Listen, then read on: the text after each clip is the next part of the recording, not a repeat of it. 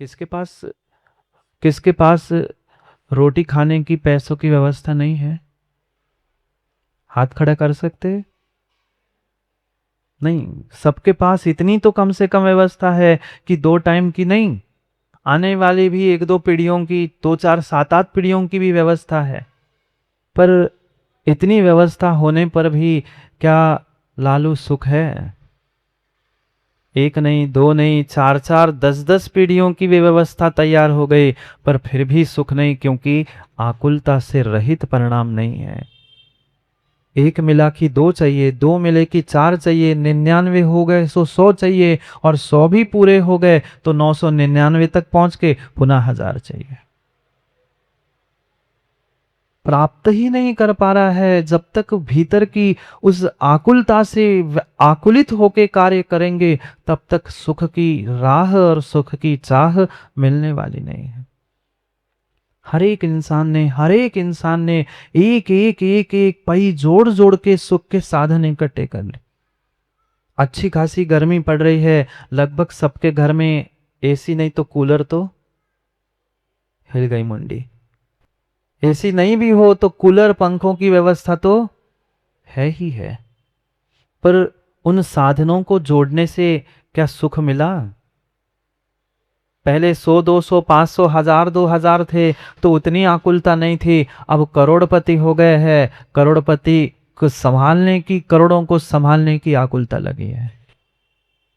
यही स्थिति है, यही स्थिति है। एक व्यक्ति पहुंचा एक मित्र के पास, और मित्र के पास पहुंच के बहुत बहुत दिनों बाद, बहुत वर्षों बाद वो मित्र मिले थे। मित्र ने पूरी आवभगत की, सुबह से लेकर शाम तक उस पूरा मित्र का आतिथ्य किया, सब कुछ व्यवस्था की।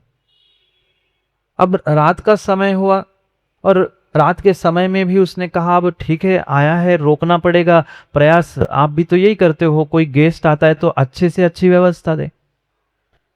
मित्र आया था, मित्र के लिए बहुत अच्छा कमरा उसने खोजा, जो गेस्ट रूम बनाई थी, पूरी एसी, कूलर, पंखे, जितनी सुविधाएं भौतिक थी, सब सुविधाओं से युक्त था। रात में उसको विश्राम करने के लिए वहां पर ले गया, और समय हो गया 10, 10:30 बज गए। मित्र ने कहा ठीक है, अब तुम भी आराम करो, मैं भी आराम करता हूं, कल सुबह मिलते। और वो जैसे ही जाने को हुआ, जो मित्र बाहर से आया वो कहता है मैं इस कमरे में नहीं रुक सकता। वो कहता है क्या बात हो गई, कौन सी कमी है? तुम्हें अटैच कमरा दिया, ये पंखा, कूलर, एसी, तुम्हें जो सुविधा चाहिए वे सब कुछ है। रात के लिए तुम्हें पानी पीने की आवश्यकता है, ये फ्रिज रखा है, क्या सुविधाओं में कमी है? सब तो सुख के साधन तुम्हारे पास है, तुम्हें किस बात का डर है? मैं कहता है सुविधा, सुख, सुख के साधन सब कुछ जुड़े हैं। पर जैसे ही हम दोनों अभी बैठे थे ना पलंग पे, अभी 15 मिनट पहले एक छोटा सा सर्प आया था और वो पलंग के नीचे घुस गया। सो पाएगा शांति से? क्या सुख के साधनों में कमी थी? नहीं थी। जब तक वो सर्प बाहर नहीं निकलेगा तब तक वो चैन से सो नहीं पाएगा। क्या ऐसा सर्प दुख रूपी, आकुलता रूपी आपके घरों में नहीं घुसा? घरों में नहीं, निज घर में। कितने ही साधन जोड़ लिए, कितने ही साधन जोड़ लिए, पर कहीं ना कहीं और करते हुए, किंतु परंतु करते हुए, वह कहीं ना कहीं वह सर्प ऐसा भीतर घुसा है आकुलता का, जिस कारण से हम सुखी हो नहीं पा रहे। सुख के साधनों में कहीं से कहीं तक कमी नहीं है, किसी के पास कमी नहीं है, पर फिर भी जीव सुखी हो नहीं पा रहा है, क्योंकि उस दुख के ही राह पर चल रहा है, आकुलता के साथ जी रहा है। जहां आकुलता है, जहां किसी भी प्रकार का विकल्प है, वह मात्र और मात्र दुख का ही निमित्त है। मात्र आपकी बात नहीं है, मात्र जितने जीव यहां बैठे पंडित जी उनकी बात नहीं है। जितने जीव इस संसार में है, उन सभी संसारी जीवों की यही दशा है। और मैं तो कहता हूं दशा नहीं है, दुर्दशा है। कितने ही सुंदर तरीके से सुनो तुम, मुस्कुरा लेना, पर घर घर की कहानी घर घर की कहानी सबको पता है। यहाँ भले ही हम मुस्कुरा को एक दूसरे के सामने मायाचारी करते हुए कहते हैं हम तो बहुत सुखी है, हमारे जैसे तो घर वाले और हमारे जैसे तो कोई है ही नहीं है, पर भीतर तो ऐसे लगता है क्या पता है, अब रह ही नहीं दे। यही तो समस्या है, यही तो समस्या है। कह भी नहीं पा रहे, ना उगल पा रहे हैं, ना निगल पा रहे, ऐसे सुखी है। ऐसे सुखी आज के जीवन बेचारे, वे सुख को निगल पा रहे हैं, ना उगल पा रहे हैं, ना सुख को दुख को बता पा रहे हैं, ना पीतर समा पा रहे हैं। कितनी बड़ी समस्या। पूरा जीवन पूरा जीवन पूरा जीवन निकल जाता है सुख की खोज करते हुए, सुख शांति की चाह करते हुए, पर 1 इंच 1 ग्राम 1 मिलीमीटर भी सुख नहीं मिला। मिला नहीं है। वास्तव में जीव ने उस सुख दुख का निर्णय ही नहीं किया कि ये सुख दुख है क्या। किसी दुकान में टीकमगढ़ के मिलेगा? नहीं मिलेगा। वे टीकमगढ़ में कौन सा मेला लगा है, उस मेले में मिलेगा? नहीं मिलेगा। किसी बहुत बड़े मॉल में जाके खरीद के ले आना, क्या सद्भया जी मिलेगा? नहीं मिलेगा। चाहे सुख हो चाहे दुख हो, व्यक्ति के और जीवों के स्वयं की मान्यता पर निर्भर करता है। चाहे बुरे दिन हो जाए, कर्मों का कैसा ही उदय क्यों ना आ जाए, उसमें अगर आकुल व्याकुल परिणाम है, संकल्प विकल्प है तो दुख है, और सहज शांत परिणाम है, निराकुलता है, तो वह सुख है। स्पष्ट रूप से आचार्य भगवान सुख की परिभाषा करते हुए कहते हैं निराकुलत्वम एव सौख्यम। निराकुलता ही सुख है। निराकुलता ही सुख है। उस दुख के दिनों में भी, दुख दर्द कष्ट पीड़ा विपरीतता के भी दिनों में हम उस दुख को कैसे हैंडल करते हैं, उस दुख के साथ कैसा बर्ताव करते हैं, दुख देने वालों के साथ कैसा बर्ताव करते हैं, उस पर निर्भर करता है कि आप सुखी हो कि दुखी हो। सुख दुख कोई कोई बाहर की वस्तु नहीं है, मात्र और मात्र भूरे हमारी कल्पना है। जैसे जैसे हम कल्पना करते हैं, जैसे हम सोचते हैं, वैसे ही दिन और वैसे ही घटनाक्रम हमारे जीवन में, हमारी जीवन की यात्रा में मिलते। हम नहीं कर पा रहे हैं उन दुखों को, उन आकुलताओं को अपने आप से टैकल नहीं कर पा रहे हैं, उसकी व्यवस्था नहीं बना। जितनी सावधानी और जितना विवेक हमारे भीतर होगा उन दुखों के साथ बर्ताव करने का, दुख के दिनों में बर्ताव करने का, उतना ही उतना हम सुख को प्राप्त कर सकते। पर क्या करें, इतना विवेक और इतनी सावधानी आज के जीवों के पास है कहाँ। सब इतना फास्ट हो चुका है कि सुबह भी उठेंगे तो वो घड़ी और मोबाइल के अलार्म से उठेंगे, और सोएंगे भी तो फिर भी वो मोबाइल के व्हाट्सएप फेसबुक को देखते देखते ही सोएंगे। ये स्थिति है। मात्र और मात्र उस भौतिक विज्ञान के पीछे व्यक्ति दौड़ रहा है, पर वितराग विज्ञान की शरण को आज तक प्राप्त नहीं कर पाए। सच्चा सुख देने वाला कुछ है, सच्चे सुख का साधन कुछ है, तो ये धर्म और वीतराग विज्ञानता, वीतराग धर्म, वीतराग प्रभु, वीतराग गुरु है। पर क्या कर पाए, क्या कर पाए? आज तक कितनी कितनी बार हमने सच्चे देव शास्त्र गुरु का सानिध्य सन्निधि प्राप्त कर ली, पर मां कुछ कर पाए? जीवन में कुछ टस से मस हो पाए? शरीर से भले ही एक स्थान से दूसरे स्थान से इधर उधर कई बार घूमते हैं, क्यों मोंगना जी? नंदीश्वर पहुंचते हैं महाराज तो नंदीश्वर भागे जाते हैं, इधर आते तो इधर अपना श्रीफल लेके खड़े होते हैं, कहाँ के हैं? सोचना हम शरीर से तो कई स्थानों घूम पाए, पर परिणाम और परिणति से टस से मस हो पाए? क्या उस दुख की राह को बदल पाए? नहीं बदल पाए। प्रतिपल प्रतिपल भीतर सब जीवों के वह सुख की चाह है, पर सुख की व्यवस्था कर ली क्या? अपने समय को, अपनी समझ को पुण्य कार्यों में, शुभ कार्यों में लगाते हुए हम अपने जीवन को, अपने परिणाम परिणति को बदलने का पुरुषार्थ कर पाए? नहीं कर पाए। अगर कर लेते तो शायद इस खोटे पंचम काल में नहीं आते। टड़ैया जी खोटे पंचम काल में आए हैं, मतलब कहीं ना कहीं जीवों ने भूल की है। अभी भी सोचे, अभी भी समझे, अगर माता वो अभी भी सही राह पर नहीं चलेंगे तो पता नहीं छठे काल के दुखों के अलावा नरक निगोद के भी दुख पुनः ना उठाने पड़े। सोचिए, विचार करिए कि कितनी बड़ी भूल करते करते हम किसी चाह की और किसी राह की ओर चल रहे थे। चाह कुछ और थी और राह हमारी कुछ और थी। प्रत्येक व्यक्ति पुण्य के फलों को प्राप्त करना चाहता है, सुख को प्राप्त करना चाहता है, पर दुख से दूर होने का, पापों से दूर होने का प्रयास किया? आप लोग तो पाप करते ही नहीं होंगे ना? आप लोग पाप करते हो? बोलो ना। ना कह रहा हूं, ना बोलो, हाँ बोलो, कुछ तो बोलो। माताओं, आप तो पाप जानते ही नहीं होंगे।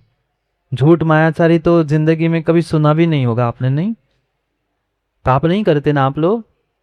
प्रतिपल प्रति समय पाप करते हैं, पर पाप का फल आप चाहते हो क्या? नरक निगोद का? आप लोग जाना चाहते ना नरक में, निगोद में, तिर्यंस गति में जाना चाहते? नहीं जाना चाहते। पर मार्ग किसका चल रहा है? पापों का, दुखों का मार्ग तो छोड़ना नहीं है, पर हमें फल किसका चाहिए? पुण्य का। बीज तो बबूल का बो रहे हैं और राह देखते बैठे हैं कि आम का फल आ जाएगा, मीठे आम का स्वाद ले लूंगा। मीठे आम का स्वाद तभी आएगा जब तुम आम का बीज बोओगे। बीज बबूल का बो रहे हैं और चाह तुम्हारी आम की है, राह तुम्हारी कुछ दुख की है, पापों की है, और चाह सुख और पुण्य की है। नीतिकारों ने इसीलिए लिख दिया, पाप फलम नेच्छन्ति पापम कुर्वन्ति नैव नित्य सहा, पुण्य फलम इच्छन्ति पुण्यम कुर्वन्ति नैव सहा। पुण्य के फल को प्रत्येक व्यक्ति चाहता है, सुखी हो जाऊं, सुखी हो जाऊं, सुखी हो जाऊं, पर क्या पुण्य कार्य में संलग्न हो पाया? नहीं हो पाया। न स्वयं हो पाया और धोखे से दूसरा हो रहा है, तो उसको भी क्या मंदिर जा रहे हो, चलो घूम के आते हैं। आज मंगलवार है, बढ़िया, आज आराम करते हैं, दुकान खोलने ही नहीं है, 12 बजे तक सो लेंगे, फिर देख लेंगे भगवान कहाँ भगे जा रहे हैं, 12 बजे कर लेंगे अभी से। यही तो समस्या है। व्यक्ति पुण्य के फल को चाहता है और करता पाप है, नित्य सहा। कोई ऐसा समय, सुबह दोपहर शाम रात, कोई ऐसा समय, कोई ऐसा घंटा घड़ी नहीं बीतती जहां व्यक्ति पाप नहीं करता। मां बीतती है। घर में, गृहस्थी में, व्यापार में, दुकान में, वहां तो फिर भी समझ में आता, फिर भी पंडित जी समझ में आता, पर आज का इंसान तो मंदिर में भी आकर पाप करता है। जहां पापों की निर्जरा करनी थी, पुण्य की प्राप्ति करनी थी, वहीं पर सबसे अधिक निदत्ति निकाचित जैसे कर्मों को बांध लेता है। कल बात समझी थी, याद है ना? नमोह त्रियोग समाहारी की, तीनों योगों में समानता नहीं थी, इसलिए पाप पाप और पाप मंदिर में भी आके करता है। व्यक्ति ये सोचता है मैं तो घंटों घंटों पूजा करता हूं, इतना इतना इतना इतना दान देता हूं, पर मात्र दान देना और घंटों घंटों पूजा करने से काम नहीं होगा। नहीं होगा, नहीं होगा। उसे हमें वास्तव में उस क्रियाओं को बहुत विवेक से समझने की आवश्यकता है कि क्रिया के साथ हमारी परिणति, परिणाम कहाँ जा रहा है। क्या मात्र हम धर्म पुण्य दिखावे के लिए कर रहे हैं कि असलियत में कर रहे हैं?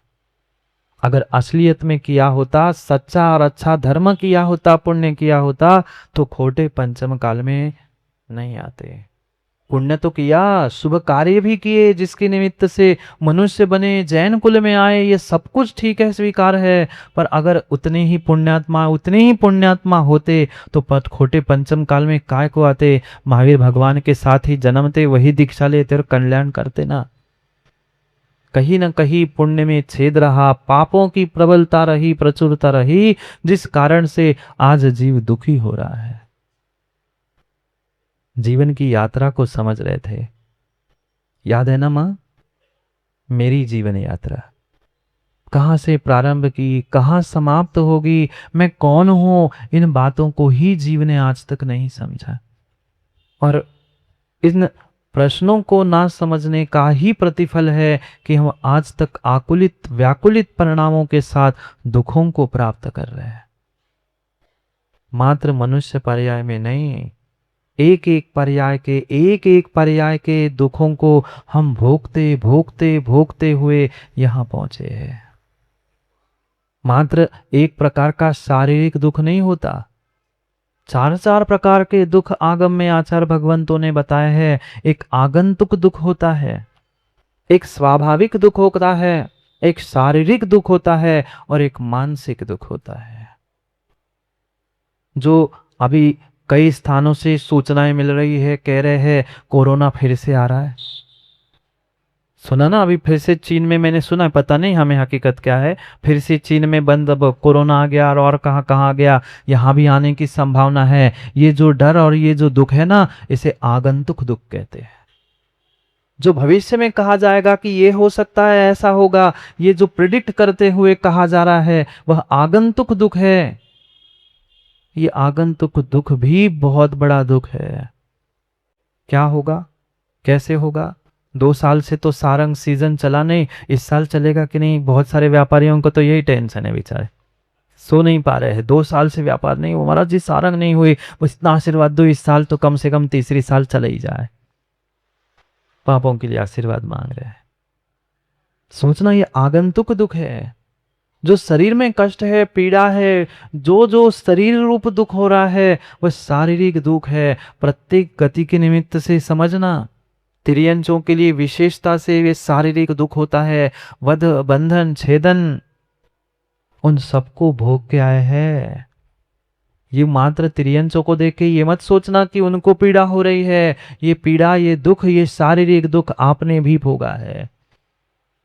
तिर्यंच तो तिर्यंच आज के इंसानों को भी भोगने मिल रहा है।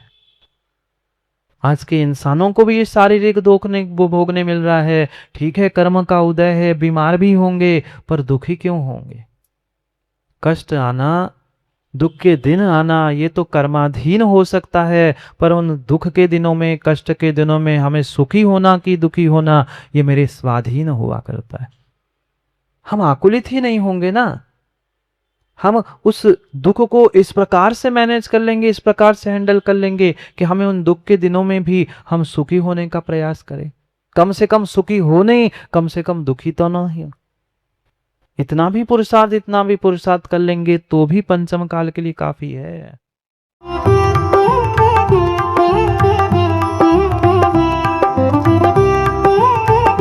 राष्ट्रीय राजधानी दिल्ली से 104